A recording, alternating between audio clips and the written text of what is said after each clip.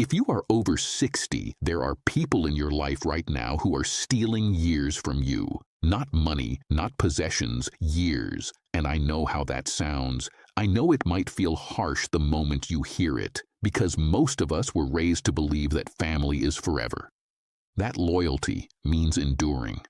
That love means accepting everything, including the behavior of people who cause us real, measurable damage. But after 6 decades of living, I learned something that nobody ever told me when I was young. The people who are closest to you can cause the deepest harm, and staying loyal to someone who quietly destroys your health, your peace, and your remaining years is not a virtue. It is a slow, silent form of self-destruction. There are 4 specific types of people who become genuinely dangerous to you after 60, not strangers, not enemies. In many cases, people who share your last name, who sat at your dinner table for decades, who you once rocked to sleep, or who stood beside you at an altar when you were young and full of plans. And if you are honest with yourself right now, you probably already know exactly who they are. Before we go any further, I want to be clear about one thing. Removing someone from your life does not always mean slamming a door and never speaking again. Sometimes it means quietly reducing access. Sometimes it means creating distance without drama or confrontation. Sometimes it means accepting that a relationship has become too expensive, not in money, but in health, in sleep, in the kind of peace that becomes more precious with every passing year. Because here is what most people over 60 eventually discover. Time moves differently at this stage of life. A bad day is no longer just a bad day you shake off by Monday. A bad month is no longer something you simply recover from and forget. Your body keeps score. Your nervous system keeps score. Researchers at Harvard Medical School have documented for years that prolonged emotional stress accelerates cellular aging in measurable biological ways. The people who drain you are not merely unpleasant, they are, in a very real sense, shortening your life. With that truth clearly in mind, here is the first type of person you need to step back from. The first is the chronic critic. The one who has an opinion about everything you do, every choice you make, every single way you choose to spend your time. And somehow, without fail, that opinion is always negative, always a correction, always a quiet diminishment dressed up as concern. You might have spent 40 years raising this person. You might have known them for 30 years of marriage. You might have grown up beside them in the same house, sharing the same parents and the same childhood memories. But somewhere along the line, their love became conditional. And the condition was that you live your life precisely the way they believe you should. Think about someone specific right now, because most people already have a face in their mind as they hear this. Maybe it is the adult child who calls every Sunday not to ask how you are, but to tell you what you are doing wrong, to inform you that your diet is dangerous, your decisions are foolish, your home is cluttered, your spending is irresponsible, your new hobby is a distraction from something more serious. And every single conversation ends with you feeling smaller and dimmer than you were when you picked up the phone. Maybe it is a sibling who has spent 50 years cataloging your mistakes, who cannot sit through a single family dinner without steering the conversation back toward something you did wrong, something you should have done differently, some version of you that you never managed to become, who celebrates your struggles more comfortably than your successes. For years, many of us absorb this because we tell ourselves that family criticism comes from love. We say they mean well. We say they are simply worried. We say that if we changed, the criticism would finally stop. But here is the truth that took me far too long to accept. Chronic critics do not criticize because they care about you. They criticize because it gives them a feeling of control, because pointing at your flaws temporarily distracts them from their own, because they have spent so long measuring life in terms of right and wrong that you have become the nearest and most available target. Dr. Brené Brown, who spent decades researching human connection and vulnerability, has written that people who are hardest on others are almost always hardest on themselves. That criticism is frequently grief wearing a mask, and that may well be true. But understanding why someone hurts you does not obligate you to continue absorbing the damage. After 60, your identity is settled. You know who you are. You know what you have sacrificed, what you have built, what you have survived. You do not need someone else's running commentary on the life you have already lived and are still living. If a relationship consistently leaves you feeling judged, dismissed, or quietly ashamed, that relationship is costing you something you simply cannot keep paying. Create distance from the chronic critic. Shorten the phone calls, limit the visits, protect the hours that belong to you. Your peace is not negotiable at this age, and it was never a luxury to begin with. The second type of person to remove from your life after 60 is the guilt architect. And this one is often the most difficult to name because the guilt architect almost always arrives wrapped in the language of love. They say things like, "After everything I've done for you." They say, "I guess I just don't matter anymore." They say, "A good son would," or "A real daughter would," or "If you actually loved me, you wouldn't need me to explain this." And every single one of those phrases is designed to accomplish exactly one thing: to make you feel that your own needs, your own boundaries, and your own choices are inherently selfish. The guilt architect never asks directly for what they need. Instead, they position themselves as permanently owed. They build invisible debt ledgers that you never agreed to, and no matter how much you deposit, the balance never reaches zero. You visit, but you did not stay long enough. You call, but you did not call soon enough. You give, but there is always more that a truly loving person would have given. There was a retired school teacher from outside Columbus, Ohio, whose story stayed with me for years. She spent what should have been her most peaceful retirement years driving 3 towns over every single week. Not because she genuinely wanted to, but because every week she missed, the guilt campaign would begin. Tearful phone calls, pointed silences that lasted days, veiled comments made in front of other family members at holidays. She lived in a state of permanent obligation and exhaustion that she had never once consciously agreed to carry. Here is what is important to understand about guilt. Guilt is a healthy and appropriate emotion only when it is connected to something you have actually done wrong. When someone manufactures your guilt to extract your time, your energy, or your compliance, that is not love. That is a form of control, and a sophisticated one at that, because it makes you the one who feels guilty for even recognizing it. You are allowed to love someone and still refuse to be manipulated by them at the same time. That boundary is not cruelty. It is not coldness. It is the basic minimum of self-respect that everyone deserves, regardless of age, and perhaps especially because of it.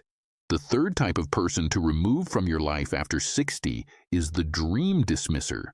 And this one tends to appear at the exact moment in life when you finally have enough freedom, enough space, and enough self-knowledge to pursue what you actually want.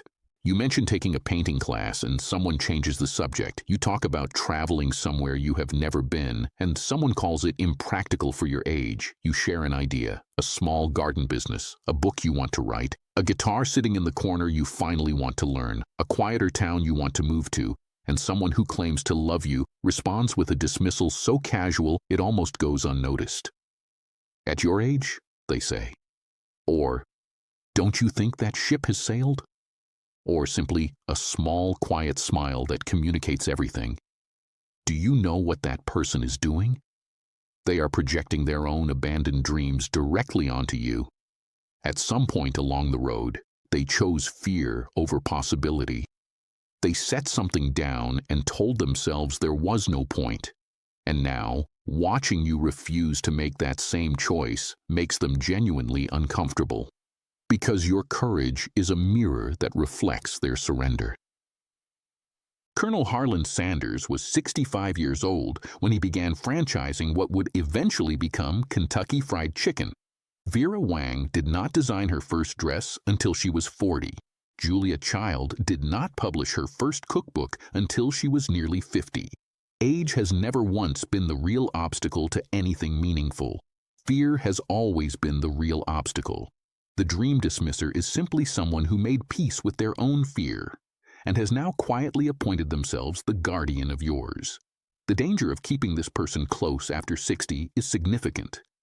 This is often the decade when people make a final decision about how much of themselves they will actually live out before the opportunity closes.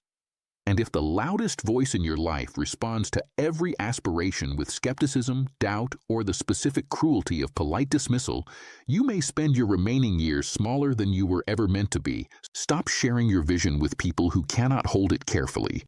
Your dreams deserve an audience that believes, not one that corrects. The fourth type of person to remove from your life after 60 is the emotional vampire. And this may be the most exhausting of all, because the emotional vampire often has no idea they have become one. They are the person whose problems are always the biggest in any room, whose crisis is always the most urgent, whose pain is always the most severe and the most in need of immediate attention. And every single conversation, every one, ends with you feeling hollowed out and them feeling temporarily relieved. You pick up the phone feeling fine, maybe even good. You hang up the phone and feel depleted in a way you cannot immediately explain. You feel vaguely guilty, vaguely tired, vaguely like something was taken from you that you did not consciously agree to give. And then the same thing happens the next time and the time after that. That pattern, repeated week after week, month after month, does not stay emotional. It becomes physical. Sleep begins to suffer. A low background hum of dread settles in right before you dial their number. Your body begins to anticipate the drain before it arrives. Researchers who study emotional labor, the invisible, uncompensated work of managing feelings and sustaining relationships, have found that one-sided emotional caregiving without any reciprocity becomes a genuine chronic stressor over time. It is not kindness when it is only ever moving in one direction. It is depletion dressed as virtue. And here is the part that tends to sting most. The emotional vampire often gravitates toward you specifically because you are reliable, because you are warm, because you have always been the stable one, the sensible one, the one who could be counted on. Your emotional strength was the very thing that made you a target, and after decades of giving from that strength, you deserve to receive something in return. At 60 and beyond, your emotional energy is finite, and it is precious. What you spend on one person is taken directly from someone else or from yourself. The grandchildren who deserve your full presence, the spouse who deserves your laughter, the friend who genuinely replenishes you, the quiet mornings you never seem to have because you spent the first 2 hours managing someone else's storm. You cannot pour endlessly from a vessel that is never refilled. And allowing someone to empty you completely, repeatedly, without reflection, that is not compassion. It is the slow, incremental disappearance of yourself. Reduce the contact. Set limits on how long conversations run. Give yourself permission to be unavailable sometimes without guilt, without justification, without a prepared explanation. Your emotional well-being is not secondary to anyone else's. It never was. Now, I want to take a moment before we finish, because I know how difficult everything I have said today is to sit with. I know that none of it is comfortable. Stepping back from people, especially people who share your blood and your history and the complicated layered stories that make up your life, is not a light decision. But here is what I have come to believe after all of this. The greatest act of self-respect at any age is not building walls. It is being honest, quietly, and clearly about what you can actually afford to keep carrying, and gently, firmly, without bitterness, putting down what is slowly taking you apart. The chronic critic who makes you feel smaller after every conversation, the guilt architect who has spent years making your own needs feel like a betrayal, the dream dismisser who responds to your courage with a look that says it is too late, the emotional vampire who leaves you hollow after every encounter. These 4 types of people are not monsters. Many of them are wounded people, living out patterns they inherited and never once stopped to examine. Understanding their pain is a generous thing, but understanding it does not require you to absorb it indefinitely. Compassion and self-preservation are not opposites. In fact, at this stage of life, they have to exist together. You are over 60. That is not a number to apologize for or minimize. That is decades of work, sacrifice, recovery, reinvention, and accumulated wisdom that most people in the world will never possess. You do not owe the years still ahead of you to people who have never truly seen you, or who have seen you clearly and chosen to diminish you anyway. There is a freedom available on the other side of this decision. A specific kind of lightness that people describe after they finally, honestly make it. They sleep differently. They breathe more fully. They laugh more easily and more often, and without the background weight of dread that they had carried so long they had stopped noticing it as heavy. Mornings become quieter in the best possible way. The phone becomes something you pick up with genuine warmth instead of that familiar, low-grade reluctance. You begin to notice the people who actually restore you, who leave you more of yourself at the end of a conversation than you were at the beginning. None of this requires confrontation. None of it requires an announcement, a dramatic exit, or a conversation you have rehearsed 100 times and never had. You simply begin to make different choices, quietly, deliberately, without explanation, about where your time goes and who is allowed into the hours that still belong to you. Because here is the last thing I want to leave with you. The years ahead are not guaranteed to anyone. They are not owed. They are not automatic. They are a gift, uncertain and beautiful and finite, and what you do with them and who you share them with is still entirely within your power to decide. Choose people who see you. Choose people who fill a room when they enter instead of emptying it. Choose relationships that cost you something real but give you something real in return. And for those you choose to quietly step back from, wish them well. Let them go without bitterness, because bitterness is simply another weight you cannot afford at this age. The moment you stop carrying what was never yours to carry, something shifts. It is not dramatic, it is not sudden, but it is real. You become lighter, and in that lightness you may discover that the life still ahead of you, right now, today, at exactly the age you are, holds more beauty, more possibility, and more genuine peace than you have yet allowed yourself to actually receive. Thank you for trusting me with your time today. These are not easy things to say out loud, and they are not easy things to sit with. But I believe you came across this for a reason. Take good care of yourself, not someday, today. You have more than earned every quiet, peaceful, unhurried moment of what comes next.